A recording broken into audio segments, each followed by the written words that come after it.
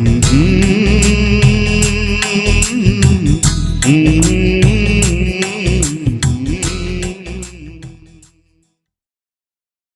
The Lord, hallelujah. खुदावंद यीशु मसीह के जलाली और मुबारक नाम में फिर एक बार आपको सलाम कबूल हो और एक नई आशा और एक नई उम्मीद के संग हम अपनी इन आराधनाओं में आगे बढ़ रहे हैं। और खुदा के फजल से बहुत सारे लोगों के फ़ोन कॉल्स मेरे पास आ रहे हैं। बहुत सारे लोग प्रभु में, प्रभु के वचन में, उनकी बातों में बढ़ते चले जा रहे हैं, उन्नति करते जा रहे हैं। और सबसे अच्छी बात यह है कि प्रभु अपने लोगों से बातें कर रहा है, उन्हें छू रहा है, उन्हें शिफा दे रहा है। सिर्फ जिस्मानी शिफा उन्हें अता नहीं कर रहा, लेकिन उन्हें रूहानी आत्मिक रूप से भी वो उन्हें शिफा बख्श रहा है और ऐसा जीवन अता कर रहा है जो मेरी जुबान से बेबयां है। हालेलुया। मैं शुक्रगुजार हूँ अपने उन सभी भाई बहनों का, उन सभी बुजुर्गों का, बच्चों का, जिन्होंने इन वीडियो को शेयर किया है। और जब बहुत सारे लोगों तक ये कलाम पहुंच रहा है, मैं आपको बता दूं लगभग हमारे इस प्रार्थना भवन झांसी के चैनल के लगभग 5,000 के ऊपर सदस्य हो गए हैं, सब्सक्राइबर हो गए हैं। और मैं हर रोज अपने इन लोगों के लिए प्रार्थना करता हूं और दिन प्रतिदिन खुदावंद अपनी सामर्थ से इन लोगों को भर रहा है। और आपकी हिम्मत अफजाई के लिए बताना चाहता हूं, ये काम मेरे ही अकेले द्वारा नहीं हुआ, लेकिन इसमें सबसे बड़ा परमेश्वर का अनुग्रह और आपका सहयोग है। बहुत सारे लोग मुझसे कहते हैं कि पास्टर जी आप कैसे सेवा कर रहे हो, आपका फाइनेंशियली स्टेटस क्या है, आप किसके माध्यम से कहते हो। मैंने उन्हें एक ही चीज़ बताया कि मेरा फाइनेंशियली स्टेटस मेरा खुदावंद है, और जो कुछ मेरे पास है या मेरी ज़रूरत के लिए है, मेरा प्रभु मेरे लिए मुहैया करता है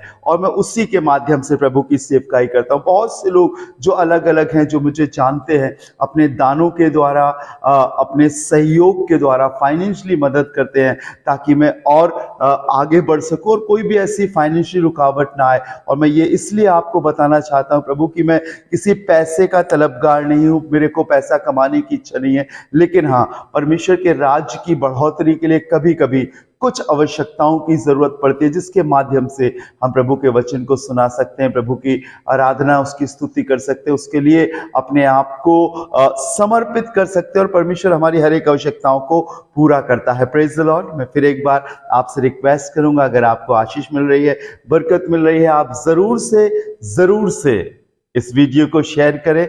और हर बार मैं रिक्वेस्ट करता हूं कि आप किन्हीं 10 लोगों को जो आपके मिलने वाले हैं, जिनके लिए आप चाहते हो परमेश्वर का वचन उनके जीवन में काम करे, आप उन्हें शेयर कर सकते हो।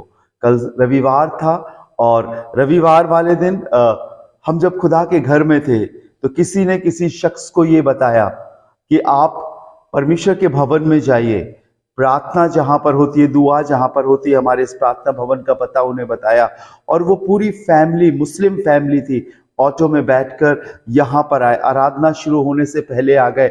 और वो एक ऐसी लेडी थी जिसके आधे धड़ पूरा सुन हो गया था और वो इतनी अधिक रो रही थी और व्याकुल थी, उसकी बच्ची खत्म हो गई थी। और मैं आपको बताऊं, और इतना अधिक अपने मन में उन बातों को बसा लेने के बाद शैतान को ये मौका मिला कि शैतान उस पर हावी हो जाए।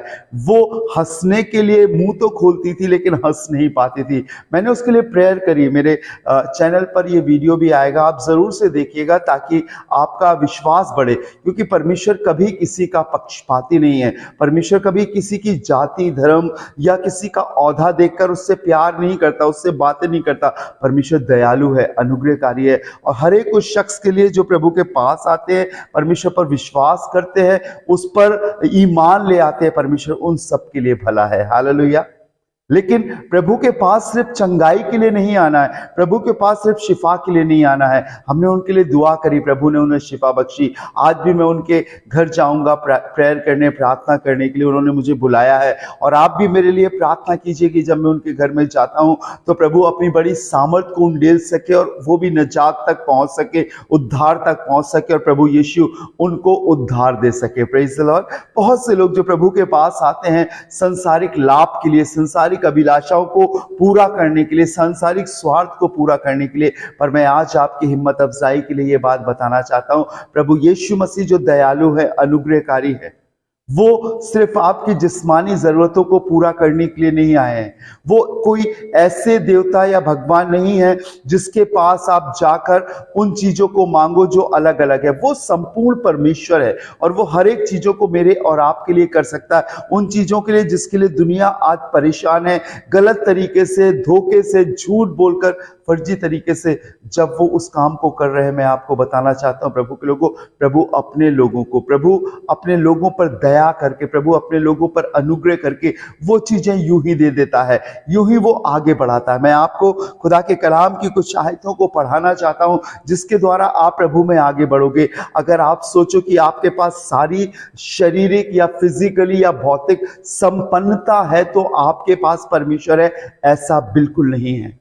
खुदा के लोगों, प्रभु के लोगों की ये पहचानी होती है, खुदा के खादिमों की ये पहचानी होती है, उसके विश्वासी जन की ये पहचानी होती है कि परमेश्वर उनकी सभी चीजों को पूरा करता है, लेकिन ऐसा भंडार नहीं लगा देता है जिसके कारण वो अपनी बिल्डिंग पर, जिसके कारण वो अपने पैसे पर, जिसके कारण वो अपनी शक्ति और ताकत पर घमंड कर सके। हाँ, जितना जिंदगी जीने के लिए आवश्यक है प्रभु उनके लिए देता है, और प्रभु उन्हें कभी किसी के आगे हाथ फैलाने नहीं देता।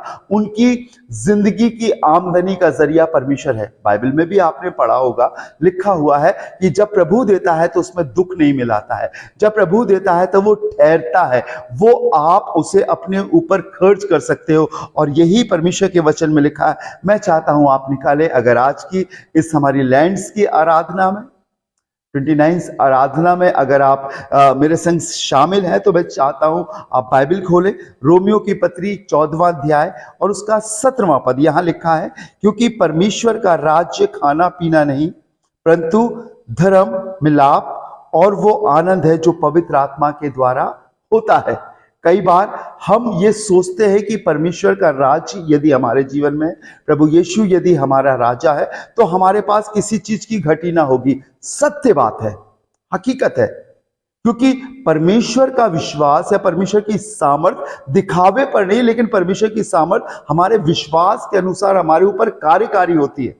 अगर हम ये इस बात को सोच रहे हैं अपने जीवन में कि हमारे पास बहुत सारा पैसा नहीं है, हमारे पास बहुत सारे ऐशो आराम की चीजें या सुख विलास की चीजें नहीं है और परमेश्वर हमारे पास नहीं है, और ये सारी चीजें अगर हमारे पास है तो इसका मतलब परमेश्वर हमारे साथ है, बिल्कुल नहीं, ये गलत है। बाइबल बताती है क्योंकि परमेश्वर का राज्य, यदि खुदावंत का राज्य, द किंगडम ऑफ गॉड, प्रभु का राज्य यदि आपके पास है तो इस बात को जानिए कि प्रभु अपने राज्य में, जैसे राज्य उसे कहते हैं जहां किसी राजा के नियम और हुक्म का मानना होता है, और वो नियम, वो कानून, वो हुक्म जो राजा के द्वारा प्रजा के लिए दिया जाता है, प्रजा उसका पालन करती है। और यदि आप खुदा के राज में हैं, प्रभु यीशु के राज में हैं, तो इस बात को जानिए कि परमेश्वर के राज्य का नियम या उसके अंदर आ जाने का नियम अलग है, बिल्कुल फर्क है, संसार से बिल्कुल अलग है। हम कहते हैं कि हम उनके राज में थे, इनकी गवर्नमेंट थी, वो हमारे ऊपर राज करते थे, सब कुछ अच्छा चला, हम संपन्न हो गए। उस राज्य करने वालों ने कुछ ऐसे नियम लगाए, कुछ ऐसे कानून बनाए, कुछ ऐसी व्यवस्था ठहराई जिसके द्वारा आप संपन्न हो गए। लेकिन जब दूसरी गवर्नमेंट आई या दूसरा राज्य करने लगा तो वो संपन्नता चली गई। ये उतार चढ़ाव है। वैसे ही जब आप परमेश्वर के राज्य में शामिल होते हो तो उसका भी एक नियम है, उसका भी एक कानून है, उसकी भी एक व्यवस्था है, और जब हम उस व्यवस्था को समझेंगे, देखेंगे और पालन करेंगे, तब हम परमेश्वर के राज्य में हैं या नहीं, तब हमें एहसास होगा। क्योंकि सांसारिक मनुष्य संसार की बातों पर मन लगाता है, परंतु आत्मिक मनुष्य आत्मा की बातों पर मन लगाता है। आपके पास नौकरी है, आपके पास पैसा है, आपके पास घर बार है, सारी अच्छी सुख सुविधा की चीजें हैं, आप सोच रहे हो प्रभु आपके संग है। ऐसा नहीं है। ऐसा तो अन्य जातियों के संग भी है जो प्रभु को नहीं जानते, प्रभु को नहीं मानते, प्रभु से बहुत दूर है, तमाम प्रकार के आडंबरों में, तमाम प्रकार की आइडल वर्शिप में वो फंसे हुए, उनके पास भी ये है। अब सोचिए, क्या वो परमेश्वर के राज्य में है या आप परमेश्वर के राज्य में हैं? उनके पास तो संसारिक रीति से संपन्नता है, लेकिन आपके पास घटी है। आप तो ये सोचोगे कि हकीकत ये है कि उनके ऊपर खुदा का अनुग्रह नहीं, गलत। बाइबल में लिखा है क्योंकि परमेश्वर का राज खाना पीना नहीं, यदि आप परमेश्वर के राज में शामिल हो रहे हो, खुदा के राज में शामिल होने के कुछ नियम हैं जिससे वो हम पर हुकूमत कर सके, जिस पर वो हमें आशीष दे सके, जिस पर वो हमें शुद्धता और पवित्रता दे सके, जिसके द्वारा वो हमें अपनी पवित्र आत्मा से भर सके। परमेश्वर सिर्फ खाने पिलाने वाला परमेश्वर नहीं है। परमेश्वर ऐसा प्रभु नहीं है, यीशु मसीह ऐसा प्रभु नहीं है कि वो मेरे और आपकी सिर्फ सारी शारीरिक जरूरतों को पूरा करे।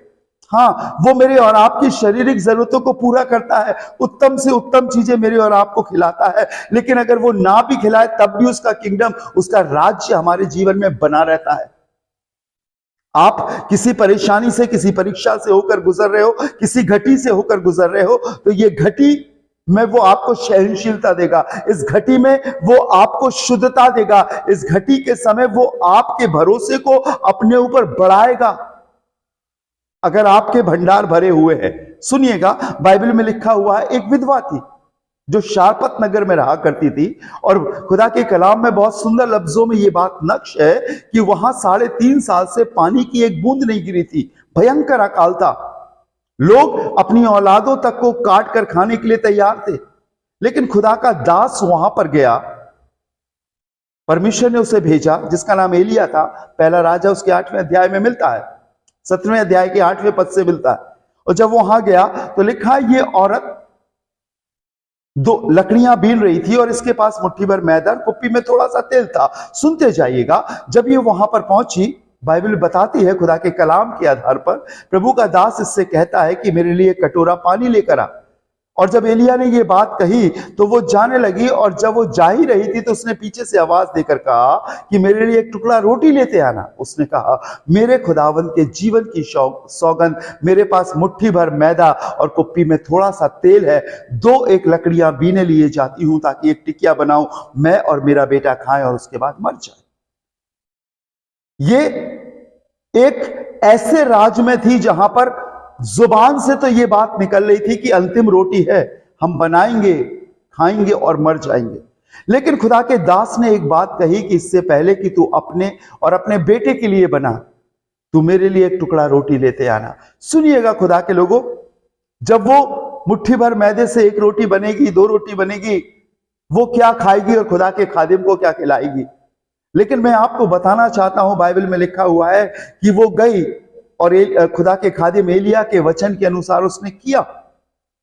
किंगडम ऑफ गॉड, परमेश्वर के राज्य में अगर हो आप, तो शारीरिक कमी घटी जो आपके जीवन में आ रही है, ये परमेश्वर की ओर से नहीं है, लेकिन ये आपके विश्वास की परख के लिए है। सारी धरा पर, सारी सृष्टि पर, सब चीज पर उसका राज्य है, उसकी हुकूमत है। और अगर हम परमेश्वर के राज में होकर आगे बढ़ रहे हैं तो हमें अपनी शारीरिक स्थिति नहीं देखना है, हमें अपनी शारीरिक संपन्नता नहीं देखना है। घटी भी हो सकती है, कमी भी हो सकती है। हो सकता है कि दूसरों का काम जल्दी हो रहा है और आपका काम नहीं हो रहा है। दूसरा अपने सोर्स से, अपनी रिश्वत से, अपने पैसे से, लोगों की मदद से काम कर रहा है और आप खुदा खुदा कर रहे हो, उस पर विश्वास करके बने हो। हाँ, एक समय है, एक वक्त है जो परमेश्वर ने आपके लिए ठहराया है। एक चीज है जो परमेश्वर आपके जीवन में डालना चाहता है और एहसास दिलाना चाहता है कि इस समय वो आपके संग है।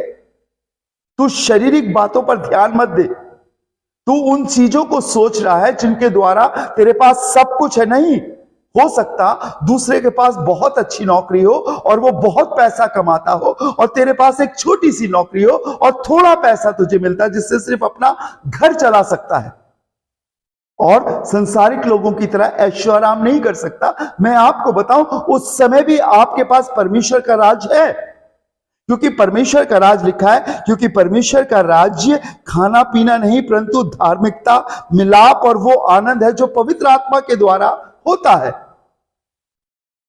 मेरे और आपका संबंध मेरे और आपके परमेश्वर से है, मेरे और आपका रिलेशन परमेश्वर से है, और लिखा है मिलाप और आनंद। और कौन सा आनंद? जो पवित्र आत्मा के द्वारा होता है। एक आयत और मैं आपको पढ़ाऊंगा, आप निकालिएगा रोमियो की पत्री उसका 15वां अध्याय और उसका 13वां पद, सुनिएगा गौर से। लिखा है, सो परमेश्वर जो आशा का दाता है तुम्हें विश्वास करने में सब प्रकार के आनंद और शांति से परिपूर्ण करे और पवित्र आत्मा की सामर्थ से तुम्हारी आशा बढ़ती जाए। लिखा है, सो परमेश्वर जो आशा का दाता तुम्हें विश्वास करने में सब प्रकार के आनंद और शांति से परिपूर्ण करे। वो सब कुछ मेरी और आपको दे सकता है, हर चीज उसके कंट्रोल में है। लेकिन जब आप इस संसार में हो, अपनी उम्र को जी रहे हो, 60 साल, 70 साल, 80 साल, कुछ थोड़ा ज्यादा या कम, यह पीरियड परमेश्वर आपके जीवन को शुद्ध करने में लगाता है, पवित्र करने में लगाता है। जब आप उसकी भक्ति कर रहे हो और आपके सामने, आपके चारों ओर तमाम प्रकार के लोग हैं, विश्वासी भी हैं और अविश्वासी भी हैं, एक संसारिक रूप से अपने जीवन को संसारिक भोग विलास में फंसाकर रुपये, पैसे और धन और ताकत की बदौलत अपने जीवन को जीता है, हालांकि उसके अंदर बहुत कष्ट और पीड़ा है। और आप जो कमी घटी में संयम और धीरज के संग, सहनशीलता के संग आगे बढ़ रहे हो, आपकी निगाहों ने देखा, आपके मन ने सोचा और आप कहोगे कि मैं तो भक्ति के संग जीवन बिता रहा हूं, मेरे पास बहुत घटी है। नहीं प्रभु के लोगों, संसारिक घटी एक विश्वासी के पास हो सकती है, संसारिक कमी एक विश्वासी के पास हो सकती है, लेकिन उस घटी के दौर में, उस कमी के दौर में आप प्रभु के राज्य में हो। बाइबल में लिखा, यीशु ने कहा, मेरा राज्य इस पृथ्वी का नहीं, मेरा राज्य तुम्हारे बीच में है। हम उसके राज्य को एक संतोषजनक, एक सेटिस्फैक्शन वाली भावना से एहसास कर सकते हैं कि शायद परमेश्वर की यह योजना नहीं है, लेकिन जब परमेश्वर की योजना आएगी और जब मेरी आवश्यकता होगी तो मेरा प्रभु नियत समय पर मुझे वो देगा। एक बात हमेशा याद रखिए, प्रभु हमारी आवश्यकताओं को पूरा नहीं करता, प्रभु हमारी जरूरतों को पूरा करता है। प्रभु हमारी इच्छाओं को पूरा नहीं करता, लेकिन प्रभु हमारी आवश्यकताओं को पूरा करता है। हमारी इच्छा तो बहुत पाने की है, हमारी इच्छा जो दूसरे के पास है वो हमें भी हासिल करने की इच्छाएं हमारे मन में होती हैं। प्रभु हमारी इच्छा कभी पूरी नहीं करता, लेकिन प्रभु हमारी आवश्यकता या हमारी जो जरूरत है वो पूरी करता है। अगर प्रभु को मालूम है कि आपके जीवन में ये कमी है, ये घटी है, तो उस कमी घटी को वो अपनी सामर्थ्य के द्वारा पूरा करेगा। लेकिन अगर आप सोचो कि आपके पास इतना भंडार हो जाए, इतना पैसा, इतना रुपया, इतनी ताकत, इतना ऐशो आराम की चीज आ जाए कि आप परम प्रधान परमेश्वर को भूल जाए, तो मैं आपको बताऊं, परमेश्वर आपकी इच्छा पूरी नहीं करेगा, लेकिन वो इस आवश्यकता को जरूर पूरी करेगा कि मेरा बेटा कभी सिर ना झुकाए, मेरा बेटा कभी या मेरी बेटी किसी के आगे हाथ ना फैलाए, या मेरा शख्स या मेरा विश्वासी जन संसार पर अपने मन को ना लगाए। वो आपकी हर एक आवश्यकता को पूरा करेगा। ये है किंगडम ऑफ गॉड, परमेश्वर का राज्य। वो लिखा है, आकाश के पक्षियों की ओर ध्यान दो, ना तो वो बोते हैं ना वो काटते हैं, तो अभी तुम्हारा स्वर्गीय पिता उन्हें खिलाता है। ना तो उनके भंडार होते हैं, लेकिन तब भी प्रभु उन्हें खिलाता, उनकी रोज की रोटी, उनकी रोज की जरूरत प्रभु उनकी पूरी करता है। वैसे ही परमेश्वर मेरे और आपकी भी हर एक जरूरतों को पूरा करता है। उसने कहा है, एक दुआ में कहा है, रोज की रोटी हमें दे। हालेलुया। मत्ती रची सुसमाचार 6वां अध्याय उसके 33वें पद में लिखा है, इसलिए पहले तुम उसके राज्य और धार्मिकता की खोज करो तो ये सब वस्तुएं तुम्हें मिल जाएंगी। हमें पहले उसके राज्य में आना, उसके किंगडम में आना है। और जब हम उसके किंगडम में, उसके राज्य में आ जाएंगे, तो सबसे पहले जब हम उसके राज्य में आएंगे तो मालूम हमें क्या मिलेगा? एक सेटिस्फैक्शन, एक संतोषजनक लाइफ मिलेगी।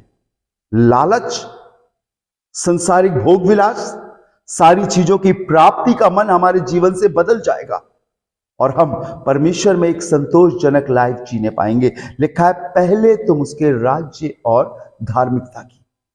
बाइबल में लिखा हुआ है, परमेश्वर का राज ना तो यहां ना तो वहां, लेकिन परमेश्वर का राज तुम्हारे बीच में होगा।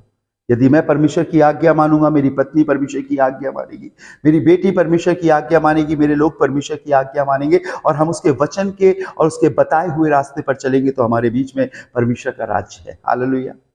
और जब परमेश्वर का राज्य हमारे बीच में होगा तो लिखा हुआ है, मेरे और आपका संबंध परमेश्वर से मजबूत होगा। धार्मिकता अर्थात right relationship with God, righteousness, परमेश्वर से सही संबंध।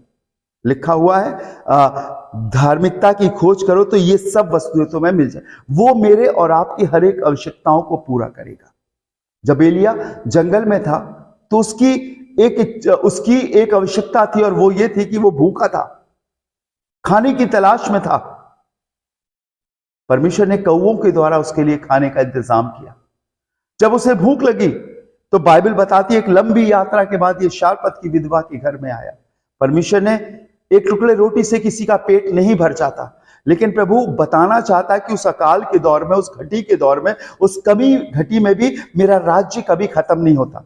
जैसे उस स्त्री ने वो टिकिया बनाकर, रोटी बनाकर एलिया को दी, उसने खाया।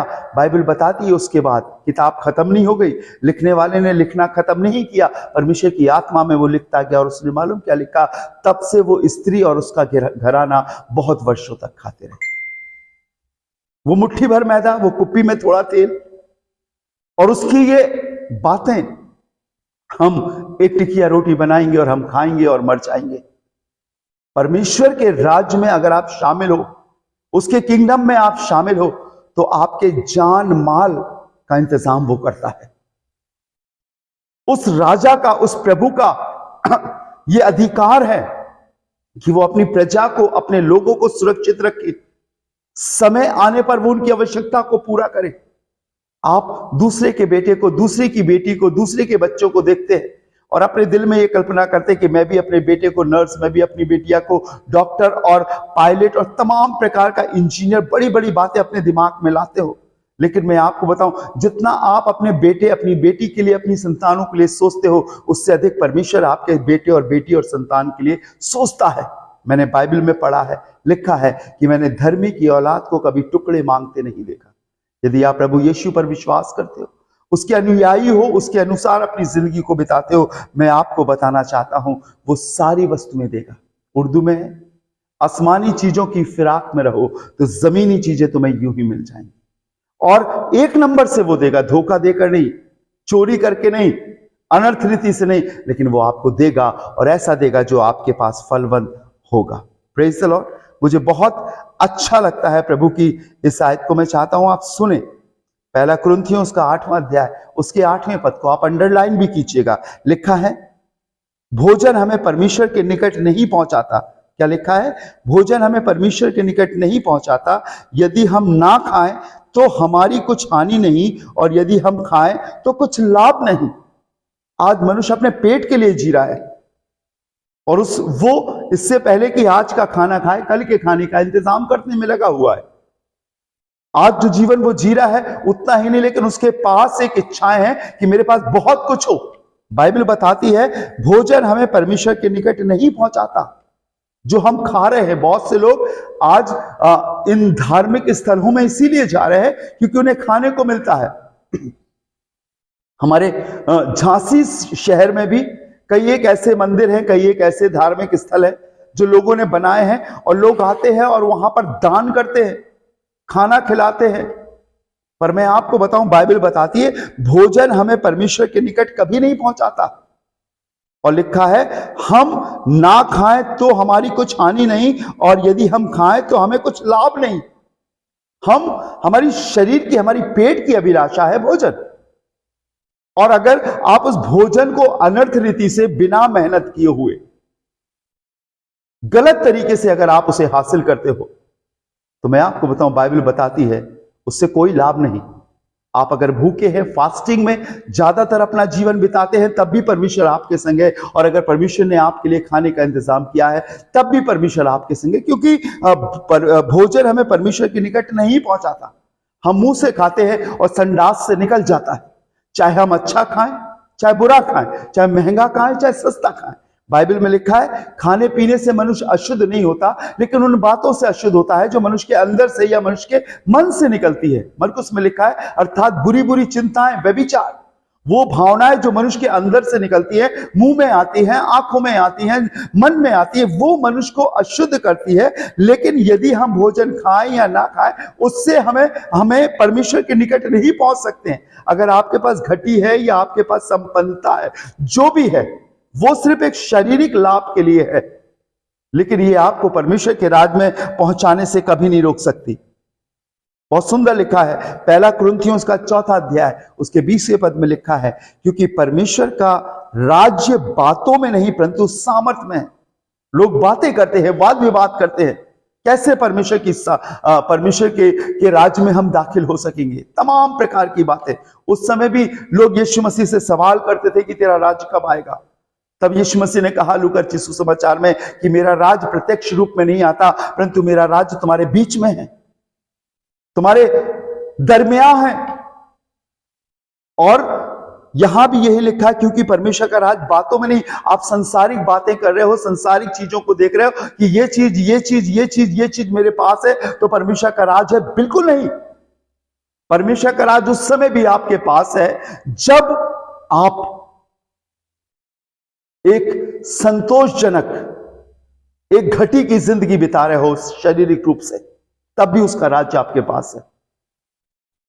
एक शाम की बात थी, रात्रि हो चली थी। फरीसियों का सरदार निकोदेमुस यीशु मसीह के पास आकर कहता है, मुझे मालूम है कि तू परमेश्वर की ओर से गुरु होकर आया है, बता परमेश्वर के राज्य में प्रवेश करने के लिए मैं क्या करूं। तब यीशु मसीह ने उससे कहा, यूहन्ना उसका 3 अध्याय 3 और 5 पद में लिखा है, जब तक मनुष्य नए सिरे से ना जन्मे परमेश्वर के राज को देख नहीं सकता, और जब तक मनुष्य नए सिरे से जन्म ना ले तब तक परमेश्वर के राज में प्रवेश नहीं कर सकता। हमारी पुरानी मेंटेलिटी, हमारी पुरानी विचारधाराएं, हमारी पुरानी बातें खुदा के लोगों हमें परमेश्वर से दूर ले जाती है। लेकिन यदि हम परमेश्वर पर भरोसा रख के विश्वास के संग उसमें आगे बढ़ेंगे तो हमारी सारी आवश्यकताओं को पूरा करेगा, सारी चीजों को पूरा करेगा, और हर एक उस कामों को जो आज मनुष्य संसारिक रीति से इस दुनिया में कर रहा है, प्रभु मेरे और आपके लिए पूरा करेगा। हालेलुया। और आज मेरे और आपके लिए सबसे बड़ी बात यही है कि मैं और आप इस बात को जाने और पहचाने कि उसका राज्य मेरे और आपके बीच में है। अगर हम उसकी बातों को मानते हैं, उस पर विश्वास करते हैं, प्रार्थना करते हैं, इस संसार में भी यदि हम कमी घटी के संग अपने जीवन को बिताते हैं, तब भी प्रभु आपके संग होगा। और अगर आपके पास सब कुछ है तब भी प्रभु आपके संग होगा। वो आपको भीख मांगने नहीं देगा, वो आपको किसी के आगे हाथ फैलाने नहीं देगा, वो आपकी मेहनत पर, वो आपकी जरूरतों पर, वो आपकी आवश्यकताओं पर अपने बरकत के हाथ को रखेगा। प्रभु आपको बरकत दे। आइए अपनी आंखों को बंद करेंगे, दुआ करेंगे। राजाओं के राजा खुदावंद यीशु मसीह, हम आपका धन्यवाद देते हैं, आपकी महिमा और स्तुति करते हैं, क्योंकि आप महिमा और स्तुति के योग्य हैं। आपसे बढ़कर कुछ भी नहीं, क्योंकि जो आप चाहते हैं वो करते हैं। आज हम प्रार्थना करते, दुआ करते, प्रभु लोगों को एहसास दिला कि आज भी तू लोगों के जीवन में काम करता है, जमीन पर रहकर उनके जीवन में काम करता है। प्रभु अपने राज्य का एहसास दिला ताकि वो तेरी सामर्थ में होकर आगे बढ़ते जाए, तेरे राज्य में अपनी जिंदगी को जी सके। शारीरिक रूप से कमी घटी हो सकती है, लेकिन रूहानी रूप से, आत्मिक रूप से वो मजबूत हो सके। प्रभु हर एक सुनने वालों को बरकत देना, और जो इस समय प्रभु तुझसे प्रार्थना कर रहे हैं खुदावंद, उन्हें शैतान के राज से निकालकर अपने राज्य में दाखिल कराना। प्रभु आपके हाथों में सौंपते हैं, बरकत और आशीष दे। सारा आदर महिमा आपको देते हैं और खुदावंद यीशु के नाम से मांगते हैं, आमीन। जय मसीह की।